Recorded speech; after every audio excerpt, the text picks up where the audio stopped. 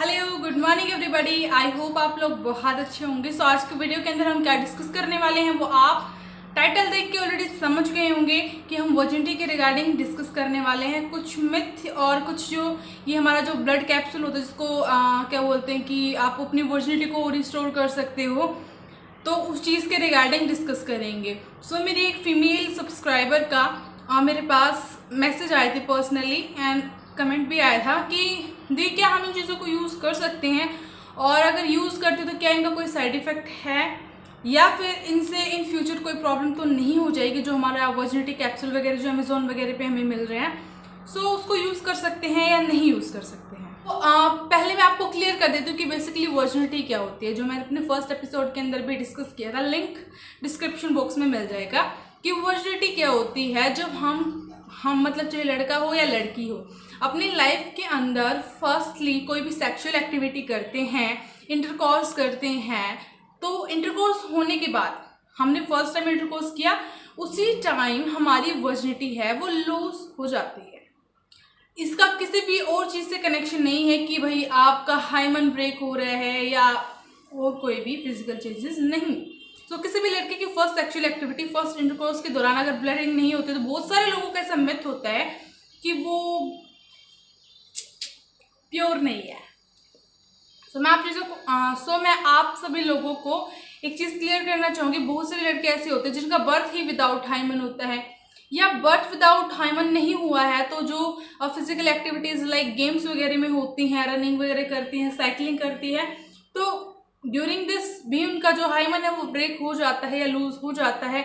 And third चीज़, जैसे हम अपने हर मंथ पीरियड्स एक्सपीरियंस करते हैं, तो वजाइना को क्लीन करने के लिए भी हम कई बार फिंगर इंसर्ट करते हैं। तो उस चीज़ को आप कैसे रिलेट कर सकते हो वर्जिनिटी से, क्योंकि वर्जिनिटी तो एक अलग चीज़ है। खैर ये आपकी खुद की थिंकिंग के ऊपर भी डिपेंड करती है। लेकिन उसके बाद क्वेश्चन आता है कि क्या हम जो ब्लड मतलब फेक ब्लड के जो कैप्सूल्स आते हैं, वर्जिनिटी कैप्सूल आते हैं, उनको यूज़ कर सकते हैं या नहीं यूज़ कर सकते हैं, क्या वो सेफ़ हैं या नहीं सेफ़ है। तो अगर सेलर्स की माने, मतलब जो उन प्रोडक्ट को बेचते हैं उनकी अगर हम माने, तो उनके अकॉर्डिंग तो वो बिल्कुल 100% सेफ़ है हमारे लिए, क्योंकि यार वो तो बना रहे हैं, बेच रहे हैं इन चीज़ों को, तो ऑब्वियसली यार वो क्यों बोलेंगे कि हमारी चीज़ खराब है।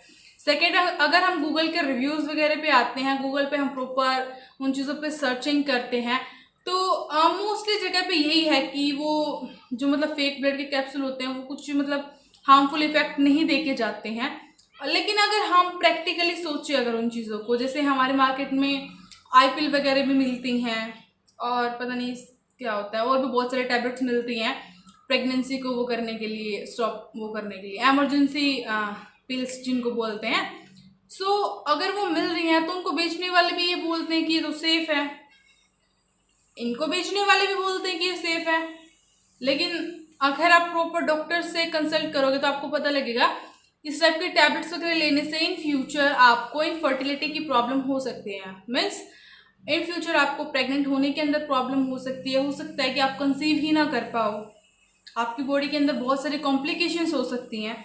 सो अगर आप इन चीज़ों को यूज़ करते हो, ठीक है, आप इन चीज़ों को यूज़ करना स्टार्ट कर देते हो, आपने ब्लड के जो कैप्सूल्स है वो आपने यूज़ कर लिए, एक बार तो आप सो कॉल्ड प्योर बन गए अपने हस्बैंड के सामने।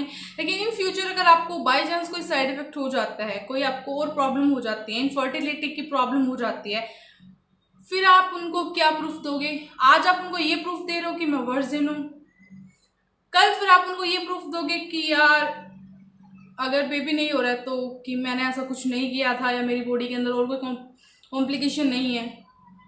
सो उस चीज़ का बेफालतू में झूठा प्रूफ देने के बजाय अगर आप उस पर्सन के साथ डायरेक्टली कंसल्ट करोगे कि भाई ये प्रॉब्लम्स रह चुकी हैं मेरी लाइफ के अंदर, तो आई थिंक ये थोड़ा ज़्यादा बेटर मतलब ऑप्शन रहेगा। हाँ, मेरे को पता है इस चीज़ के आपको बिल्कुल बिल्कुल बिल्कुल साइड इफ़ेक्ट मिलेंगे।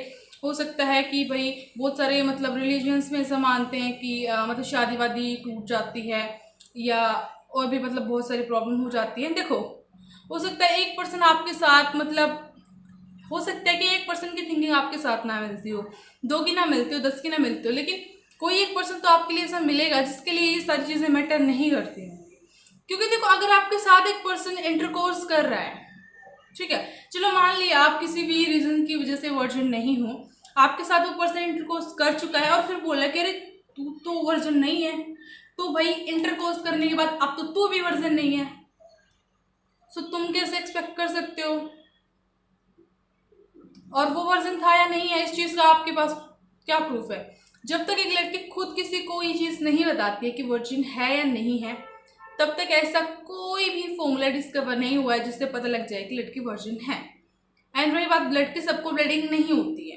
हो सकता है कि ये वीडियो देखने के बाद जो मेरी व्यूवर है जिन्होंने मेरे से क्वेश्चन पुट किया था वो सेटिस्फाई ना हो, या उनको उनके क्वेश्चन का आंसर ना मिला हो, या उनको मुझ पे गुस्सा आ रहा हो कि आप कैसे समझ सकते हैं मेरी प्रॉब्लम को। मेरे को पता है कि आपने मेरे साथ जो प्रॉब्लम डिस्कस करी थी कि उस चीज़ में आपका फॉल्ट नहीं था। जैसे बहुत सारे बेबीज होते हैं जो चाइल्ड अब्यूज़, जिसके बारे में मैं ऑलरेडी बता चुकी कि चाइल्ड सेक्सुअल अब्यूज़ के चलते मतलब उन्होंने अपनी वर्जिनिटी लूज करी हो, या बचपन में उनके साथ कुछ ऐसी प्रॉब्लम हुई हो जिनके अंदर उनको पता नहीं था और अभी वो चीज़ें रियलाइज कर रहे हैं। तो देखो, उस चीज़ से प्लीज़ मूव ऑन करो, और अगर मूव ऑन नहीं कर पा रहे तो अपनी फैमिली के साथ डिस्कस करो। अगर आपको लग रहा है कि आज मैं अपनी फैमिली के साथ 10 साल पुरानी चीज़ें डिस्कस करूंगी तो वो मानेंगे नहीं, तो अगर वो बात आपको इतनी पुरानी लग रही है तो फिर भूल जाओ, और नहीं भूल सकते तो डिस्कस कर लो।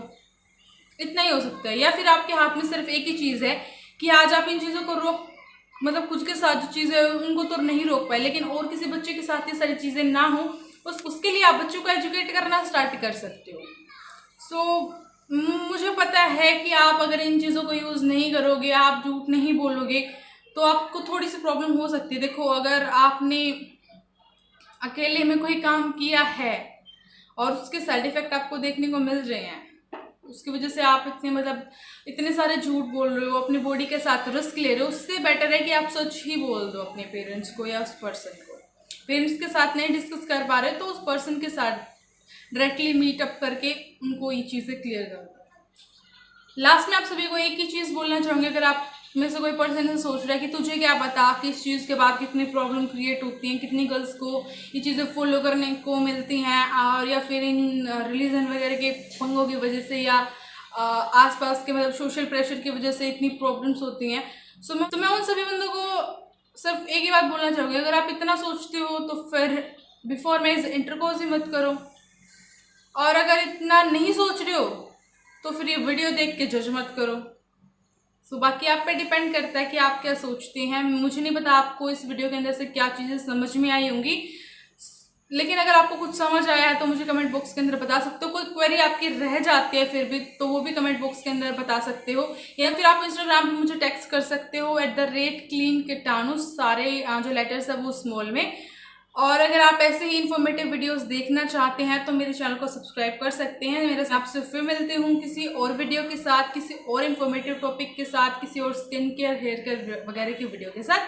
तो तब तक के लिए बाय।